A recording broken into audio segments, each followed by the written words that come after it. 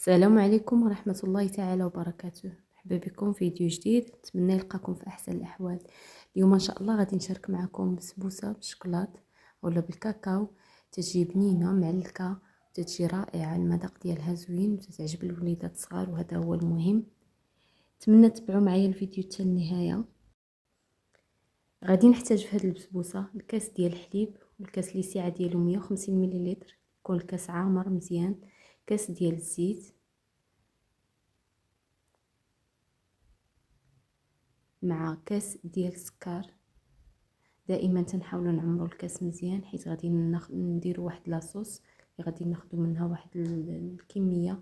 هنا غادي نزيد 2 معالق كبار عامرين ديال الكاكاو، الاحسن يكون نوعيه جيده باش تعطينا مذاق زوين، ونص معلقه ديال القهوه سريعه الذوبان.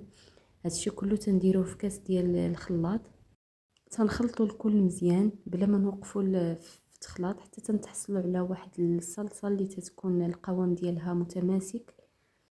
ما تتاخذش لينا بزاف ديال الوقت، دقيقه ولا دقيقه ونص راه تتكون هاد الصلصه واجده.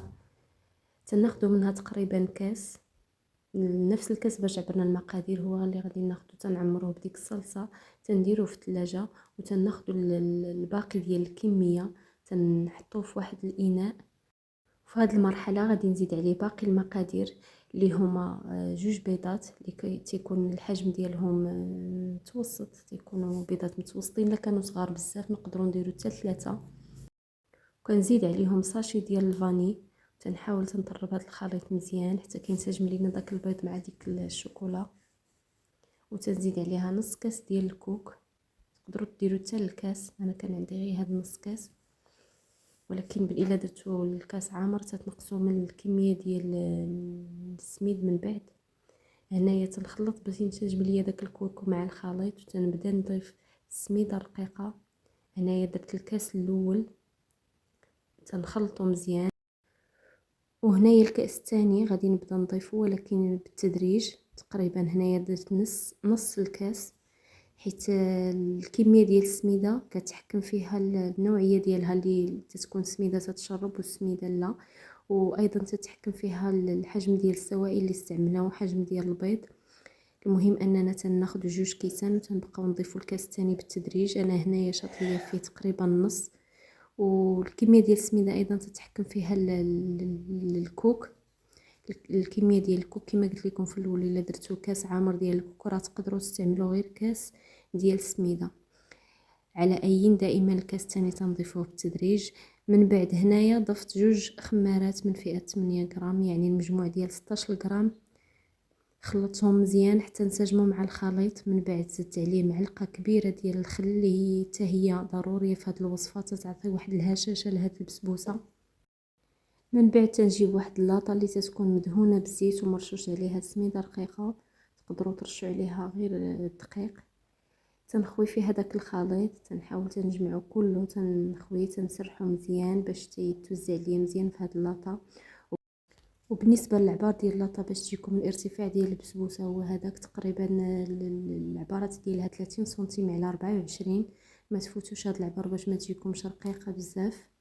تندخلها للفران اللي تيكون سخون على 180 درجه، تنشعل عليه غير من التحت حتى كتنفخ مزيان وكنحس بها راه طابت.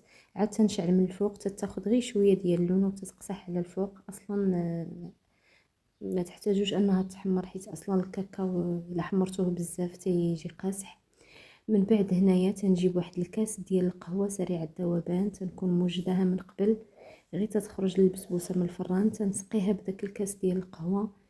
الا ما بغيتوش المذاق ديال القهوه تقدروا ديروا غير السيرو عادي، تيكون فيه 2 كيسان ديال الماء وكاس ديال السكر وتيطبخ مزيان. تقدروا تنسموه بالفاني اولا بالبقشور ديال البرتقال، اولا غير تخليوه غير هكاك سيرو عادي. من بعد تنجيب ديك لاصوص اللي خليت في الثلاجه، داك الكاس ديال الصلصه اللي خدينا من الخليط الاولاني، تنزيد عليه دانيت شوكولا، تنوزعو عليها من الفوق.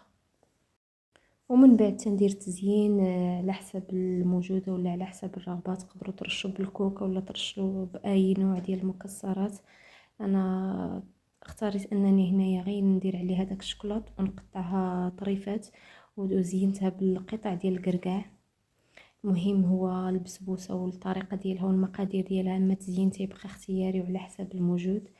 وهذا هو الشكل النهائي ديال البسبوسه ديالنا، المذاق ديال الشوكولاته تجي معلكه وبنينه وزوينه بزاف. نتمنى انكم تجربوها، ونتمنى ان الوصفه تكون عجباتكم ويعجبكم الفيديو ديال اليوم.